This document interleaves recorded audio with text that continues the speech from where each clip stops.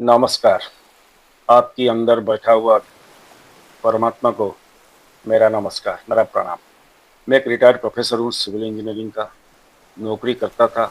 अभी रिटायर्ड हूँ, लेकिन ये करियर के अंत में मेरा आग्रह, मेरा इंटरेस्ट अकॉल स्टडीज में आ गया। तो मैं अभी एक विद्यार्थी हूँ। बहुत साल हो गया मैं मेरे को पढ़ते पढ़ते। मैं कुछ एक्सपीरियंस, मेरा अपना संदेश आप लोगों के लिए इस चैनल के माध्यम से पहुंचाता हूँ। अगर एक भी आदमी को मेरा बात पसंद आया तो मेरा ये कार्यक्रम और ये मेरा प्रेजेंटेशन सार्थक हो गया, यही मैं सोचता हूँ। क्योंकि दुनिया का हर व्यक्ति को मैं इन्फ्लुएंस कर नहीं सकता हूँ, लेकिन जिंदगी में एक या दो कुछ चुने गिने इंसान को अगर मैं प्रभाव कर सकता हूँ, वो काफी है। आज भी मेरा कुछ एक्सपीरियंस ही बताऊंगा। बचपन में एक कहानी मैंने पढ़ा था चंदा मामा से। मेरी छोटा जोक्स था।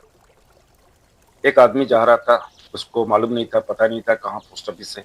रास्ते में एक मुसाफिर मिल गया उनसे और पूछा, भाई साहब पोस्ट ऑफिस किधर है? तो दूसरों ने जवाब दिया कि पोस्ट ऑफिस बैंक के सामने है। तो फिर से वो आदमी पूछा, बैंक किधर है? तो मुसाफिर ने फिर जवाब दिया, पोस्ट ऑफिस के सामने। तो चलो बताइए, बैंक और पोस्ट ऑफिस कहाँ है? ना एक दूसरे के आमने सामने। बस इतना ही स्टोरी था। उस वक्त तो बहुत मजा आया था, क्योंकि आंसर कितना विट्टी था। लेकिन अभी इस यूट्यूब, इंस्टाग्राम रील्स के दौरान एक वीडियो मेरे सामने बार बार आया। इसी हिसाब से, मतलब इस पर बेस करके मैं उस वीडियो को करीबन 10-12 टाइम्स देखा। वो वीडियो की स्टोरी लाइन मैं अभी बताता हूँ। आप लोगों भी देखे होंगे, समझ गए होंगे कि मैं क्या बोल रहा हूँ, कौन सा वीडियो के बारे में बात कर रहा हूँ। फिर भी मैं उसको थोड़ा मेरे अंदाज से आपको अभी बताऊंगा। सुनिए। शाम थी, सूरज धीरे धीरे ढल रहा था और एक आदमी पार्क के किनारे वाली सड़क पर बैठा था, शांत, स्थिर, जैसे वो किसी मंजिल का नहीं बल्कि स्वयं का यात्री हो। तभी एक लड़की अपनी कार रुकती है, थोड़ी उलझी हुई, शायद रास्ता भटक गई थी। वो पूछती है, मैं कहाँ हूँ? वो लड़की ने पूछा, मैं कहाँ हूँ? आदमी मुस्कुराते हुए बोला, तुम मेरे सामने हो। वो लड़की हंसती है और पूछती है, ठीक है, आप कहाँ हो? वो कहता है, मैं तुम्हारे सामने हूँ। वो आदमी कहता है कि मैं तुम्हारे सामने हूँ। लड़की फिर पूछती है, तो हम दोनों कहाँ हैं?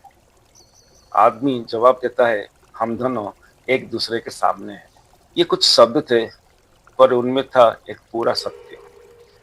फिर लड़की पूछती है, ये सड़क कहाँ जाती है?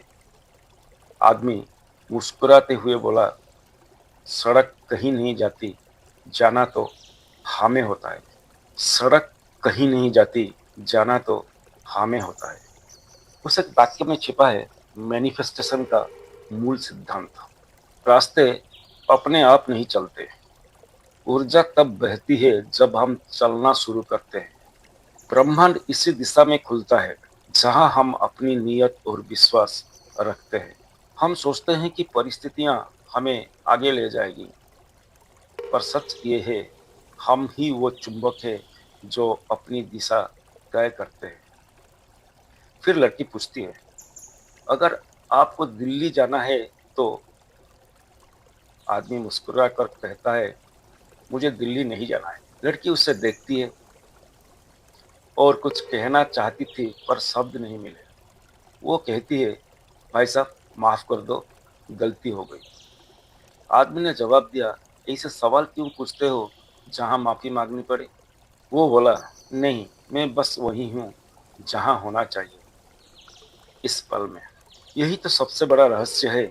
जब हम इस पल में होते हैं तो पूरा ब्रह्मांड हमारे साथ होता है, क्योंकि वर्तमान ही वो जगह है जहां आकर्षण घटित होता है, जहां वास्तविकता बनती है। कि रास्ते कहीं नहीं जाते, जाना तो हमें होता है। कि रास्ते कहीं कहीं नहीं जाते, जाना तो हमें ही होता है। और जब हम भीतर चलना शुरू करते हैं तो पूरी सृष्टि हमारे साथ चल पड़ती है। हम सब उस लड़की की तरह हैं, रोज ब्रह्मांड से पूछते हैं, मुझे क्या मिलेगा, कब मिलेगा, क्यों नहीं हो रहा है ये। और जब जवाब नहीं मिलता तो हम कहते हैं शायद किस्मत नहीं साथ दे रही। पर सच ये है, हमारा प्रश्न ही अधूरे होते हैं। हम चाहत तो रखते हैं, हम चाहत तो रखते हैं, पर स्पष्टता नहीं। मैनिफेस्टेशन क्लैरिटी से जन्म लेता है, मैनिफेस्टेशन क्लैरिटी से जन्म लेता है। जैसे कैमरा का लेंस जब तक फोकस साफ नहीं होता, तस्वीर धुंधली ही रहती है। वो आदमी दरअसल जीवन का प्रतीक था। वो स्थिर था, स्वस्थ था, उसे कहीं जाना नहीं था, क्योंकि वो पहले से ही स्वयं में पहुंच चुका था। और लड़की, वो हम सबका प्रतीक थी, जो हर बार सही जवाब खोजते हुए गलत दिशा में प्रश्न पूछ लेती है। जीवन में उत्तर हमेशा हमारे सामने होते हैं। जीवन में उत्तर हमेशा हमारे सामने होता है, जैसे वो आदमी उस लड़की के सामने था। पर जब दृष्टि साफ नहीं, हम सामने की सच्चाई भी नहीं देख पाते। जिंदगी में कभी शिकायत मत करो, क्योंकि ब्रह्मांड मेरी नहीं सुनता, क्योंकि ब्रह्मांड हमेशा सुनता है। बस सवाल ये है, क्या तुमने स्पष्टता से मांगे हो। कभी कभी रास्ता कहीं नहीं जाता, क्योंकि क्योंकि दिशा हमसे ही जन्म लेती है। और जब सोच स्पष्ट हो, तब हर राह हमारी मंजिल बन जाती है। The girl did not get the right answer because she could not frame or visualize her question clearly. A metaphor how, in life, our unclear desires lead to unclear results. तो मैं बताऊंगा, हम जो यूनिवर्स से मांगते हैं, खुदा से, भगवान से, ईश्वर से, जिसको भी हम मांगते हैं, उनसे हम कुछ कुछ मांगते हैं, प्रेयर करते हैं। लेकिन हमारे प्रेयर में, हमारे मांगने में, हमारे डिजायर में, हमारे विश में उतना क्लैरिटी नहीं होता है। बस वहीं हम मार खा जाते हैं। हमको वो चीज़ नहीं मिलता है, बार बार फेलियर देखते हैं, बार बार हमको हताश मिलता है। तो इसलिए क्लैरिटी इन थॉट होना बहुत जरूरी है। मैं कहानी बताऊंगा, आप सब लोग जानते हैं, फिर से दोहरा रहा हूँ। आदमी मतलब इंसान पैदा जब होता है, वो बच्चे को सब कुछ हम सिखाते हैं। कैसे चलना है, कैसे उठना है, कैसे बैठना है, कैसे खाना है, कैसे दूसरों से बात करना है, कैसे लिखना है, कैसे गाना गाना है, कैसे खेलना है, कैसे ड्राइव करना है, सब कुछ सिखाते हैं। लेकिन कैसे सोचना है, ये कोई नहीं बताता है। बस सोचने से ही सब कुछ शुरू होता है। बिना सोचे कुछ भी नहीं होता है। सोच में जितना क्लैरिटी होगा, जितना जिद्दीपन होगा लाइफ में, वो सब मैनिफेस्टेशन होता है।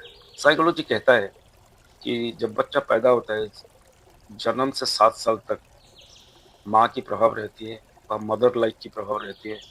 और 7 से 14 साल तक पिताजी और फादर लाइक कैरेक्टर का प्रभाव रहता है। वो उनका उसका सबकॉन्शियस माइंड उस दौरान तैयार हो जाता है।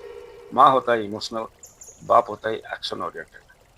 जो सीखता है, जो सबकॉन्शियस माइंड डेवलप होता है, ये 14 साल में हो ही जाता है। और how parents has influenced the child can be seen very clearly in your hand writing. Graphology से आप जान सकते हैं, मतलब हैंड राइटिंग एनालिसिस करके जान सकते हैं how your subconscious mind is made up of. आप किस तरह की प्रोग्रामिंग में बचपन बिताया है, और वो प्रोग्रामिंग अभी तक आप कैरी कर रहे हैं। यस, पर्टिकुलरली टीन एज के बाद, मतलब 14 साल बोला ना, 15, 16, 20 साल में, उस दौरान सभी का एटलीस्ट एक साइकोलॉजिकल टेस्ट होना चाहिए। अब मैं तो बताऊंगा साइकोलॉजी टेस्ट जाके उनकी फॉर्मेलिटीज, उनका प्रोसीजर, प्रोटोकॉल जो भी है वो करना पड़ेगा। तो how your brain, that means आपके बच्चे का ब्रेन कैसे डेवलप हुआ है, वो सब पता लग जाएगा। लेकिन the best and easiest and cheapest also hand writing analysis आप करवा सकते हैं। दैट आपके बच्चे के अंदर क्या क्या पोटेंशियल है, वो किस डायरेक्शन में जा रहा है, और जिंदगी में क्या करना है उनको चाहिए, किस टाइप का मॉडिफिकेशन साइकोलॉजिकल चेंज करके वो एक सफल इंसान बन सकेगा। इस पर ध्यान देना चाहिए, लेकिन कोई करता नहीं। तो क्लैरिटी दिमाग में, सोच में बिल्कुल होना चाहिए। क्योंकि बहुत सारे उदाहरण है, बहुत सारे एग्जाम्पल्स है, बहुत सारे मोटिवेशनल थिंग्स है, आप सब जानते हैं। एक छोटा सा कहानी बताऊंगा, बहुत पुराना कहानी, आप लोगों को मालूम है। एक लड़का ने मंदिर गया और बोला, भगवान जी मुझे एक नौकरी दे दो। भगवान ने पूछा, बताओ किसे नौकरी चाहिए तुम्हें? तो बोला कि मैं ऐसा एक नौकरी दे दीजिए, मेरे पास एक बड़े गाड़ी होगा, ढेर सारे पैसा होगा और आसपास में बहुत सारी लड़कियां होंगी। तो भगवान जी बोले तथास्तु। कुछ दिन के बाद वो लड़का को नौकरी मिला एक गर्ल्स स्कूल में, जो बस होता है ना लेने आने के लिए, उसमें वो कंडक्टर बन गया। भगवान की इच्छा पूरी की, एक बड़े बस में दिन भर घुमा, चारों तरफ लड़कियां ही लड़कियां थे और कुछ खुले पैसा बिल्कुल बैग भरा था, क्योंकि एक दो चार पाँच 10 रुपया जो भी मिलता था उनको पॉकेट में रखता था। ईश्वर जो भी बोलिए उसको, उसका मनोकामना बिल्कुल पूरा किया, लेकिन वो संतुष्ट नहीं हुआ। बस इस टाइप का स्टोरी हम बहुत बना सकते हैं, ये सच भी है। हमको मांगना आता नहीं, क्योंकि हमारा थॉट में क्लैरिटी नहीं है। यस, हम क्लियरली सोचना चाहिए। जो भी लाइफ में मैनिफेस्टेशन हमें चाहिए उसको क्लियरली सोचना चाहिए। लोगों ने बोला है और फैक्ट भी है, और मेरा एक वेरी कॉमन सेंटेंस है, you concentrate on those things in your life what you want in your life, never on those things what you do not want in your life. जिंदगी में उस चीज बारे में सोचो जो आपको जरूरत है, जो चाहते हो। लेकिन हम क्या करते हैं, जो नहीं चाहते हैं, जो चीज हमको जरूरत नहीं होता है, मतलब तकलीफ वाला चीज है, उसको ही हम बार बार सोचते हैं और जिंदगी उस तरफ ही जाता है और बार बार हमें फेल्योर मिलता है। Okay, concentrate on those things what you want in your life, remember this. For example मैं बता सकता हूँ, आप बोलेंगे अरे यार मुझे प्राइवेट जॉब नहीं करना है, मुझे प्राइवेट जॉब नहीं करना है, मुझे प्राइवेट जॉब नहीं करना है। तो आपको प्राइवेट जॉब ही मिलने के चांसेस बहुत है। आपको बोलना चाहिए मुझे गवर्नमेंट सेक्टर में जॉब चाहिए, मुझे गवर्नमेंट सेक्टर में जॉब चाहिए, मुझे गवर्नमेंट सेक्टर में जॉब चाहिए। बस वही कि हम, क्योंकि हमारा दिमाग नो, ना जो वर्ड है ना उसको एक्सेप्ट नहीं करता है, वो साइलेंट में रख लेता है। अब जानते हैं हमारे दिमाग में इंप्रेशन, ये सब मतलब जो शब्द का कुछ विजुअल मीनिंग बनता है वही हमारा दिमाग में घुसता है। अब बोलेंगे कि हाथी देखे हो, इमिडिएटली क्या होता है, हाथी का चेहरा जो भी हम देखा है वो आ जाता है। अब बोलेंगे एरोप्लेन, एरोप्लेन का जो भी तस्वीर है, जो भी मतलब फॉर्मेशन है वो दिखता है। माँ बोलेंगे तो माँ को याद आता है, बाप बोलेंगे तो बाप की चेहरा भी आता है। समुद्र बोले तो समुद्र की चीज हमारा आंखों के सामने फ्लाश होता है। लेकिन नो, ना, जो नेगेटिव है उसके क्या आता है दिमाग में, विजुअल्स कुछ नहीं आता है, इसलिए दिमाग समझता नहीं। आप बोलेंगे कि मुझे प्राइवेट नौकरी नहीं चाहिए, तो वो वर्ड नहीं है ना, वो ब्रेन दिमाग समझता नहीं। सो इसलिए सोच में, सोच में क्लैरिटी रहना बिल्कुल जरूरी है। एक दिन में नहीं आएगा, क्योंकि बचपन से हमें ये सब सिखाया गया है। और ये सब क्लैरिटी कैसे आएगा, कैसे मिलेगा, there are many psychological and advance techniques now, क्योंकि लोग समझने लगे दिमाग क्या चीज़ है, वो कैसे काम करता है, उनको न्यूरॉन्स को कैसे ट्रेनिंग दिया जा सकता है। इसलिए बहुत सारे चीज़ डेवलप हुए हैं, जिसको आप मैनिफेस्टेशन साइंस भी बोलते हैं। उसमें एक आता है NLP, न्यूरो लिंग्विस्टिक प्रोग्रामिंग। हमारे जो दिमाग में गड़बड़ है, कुछ भी मैंने बैड प्रोग्रामिंग या सॉफ्टवेयर ग्लिचेस है, वो सबको रेक्टिफाई करने के लिए हमारा न्यूरॉन्स को, हमारे ब्रेन को, सबकॉन्शियस माइंड को प्रोग्राम कर सकते हैं।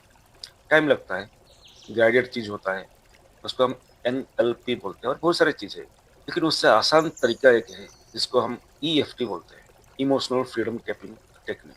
तो बहुत आसान है। NLP का प्रोसीजर जो प्रोटोकॉल से बहुत डिफिकल्ट है, आम इंसान कर नहीं पाएगा, सीखेगा लेकिन थक जाएगा। लेकिन EFT, emotional freedom tapping technique, वो बहुत आसान है।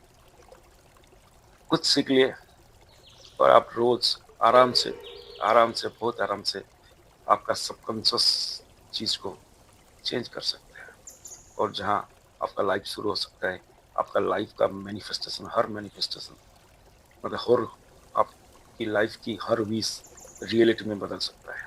आप खुद को इम्प्रूव कर सकते हैं। और बताओ, हम रोज तड़पते हैं, हम रोज व्यथित रहते हैं, हम रोज मरते रहते हैं, क्योंकि हम सुधरना नहीं चाहते, क्योंकि हम सुधरना नहीं चाहते। आप नहीं चाहेंगे तो मैं क्या कर सकता हूँ, आप नहीं चाहेंगे तो मैं क्या कर सकता हूँ। इसलिए खुद को सुधारने के लिए रास्ता ढूंढ लो, जिंदगी संवर जाएगा, सुधर जाएगा। यस, जो भी टेक्निक है, आप एनएलपी बोलिए, ईएफटी बोलिए, बहुत सारी ऐसे है। मुझे दो चीज मालूम है, इसलिए मैं बोल रहा हूँ। और कोई एस्ट्रोलॉजिकल रेमेडी भी आप ले लीजिए, वो आपको 100% ट्रांसफॉर्मेशन कर नहीं पाएगा एक दिन में। आपके अंदर जो छुपा बैठा है, जो नरसिम्हा छुपा बैठा है, उसको जागृत करने के लिए यह सब तरीका है। आपके अंदर नरसिम्हा ही नहीं है, नरसिम्हा ही नहीं है, तो ज्यादा तक मतलब ज्यादा एफर्ट डालना पड़ेगा। पहले आपको अंदर उसको बिठाना पड़ेगा और उसके बाद उसको जगाना पड़ेगा। लेकिन मेरा मानना है, ईश्वर ने जब इंसान को बनाया, आपको बनाया, मुझे बनाया, हर किसी के अंदर वो चीज होता है, उसको जगाना पड़ता है। मैं एक सिंपल एग्जांपल दूंगा, क्योंकि रेमेडी आपको 100x कुछ नहीं देगा। आपके पास सपोज 1 लाख रुपया है, बैंक में रखेंगे, इसे सेविंग अकाउंट्स में रखेंगे तो 2-3% इंटरेस्ट मिलेगा सालाना। इसको एफडी करेंगे तो 6-7% इंटरेस्ट मिल जाएगा। तो सेविंग बैंक से एफडी तक जाने के लिए आपको कुछ नॉलेज चाहिए और आपको कुछ एफर्ट करना पड़ेगा। कहीं भी हो, बैंक जाना पड़ेगा, अगर कंप्यूटर में बैठ के आपको ऑनलाइन डिपॉजिट करना पड़ेगा, उसके बारे में कुछ जानना पड़ेगा। ये तो हो गया, लेकिन आपको चाहिए और ज्यादा पैसा। पैसा है, 1 लाख रुपया आपके पास है, लेकिन आपको मिल रहा है कुछ 6-7% मिल रहा है। तो रेमेडी क्या कर सकता है, मतलब रेमेडी क्या होता है, कुछ ज्ञान होता है, कुछ प्रोसेस होता है। आप एसआईपी, म्यूचुअल फंड्स और ट्रेडिंग में घुस जाएगा, आपको जानकारी होना जरूरी है। तो आपका प्रॉफिट हो सकता है 11-12% तक। बस वही रेमेडी कर सकता है।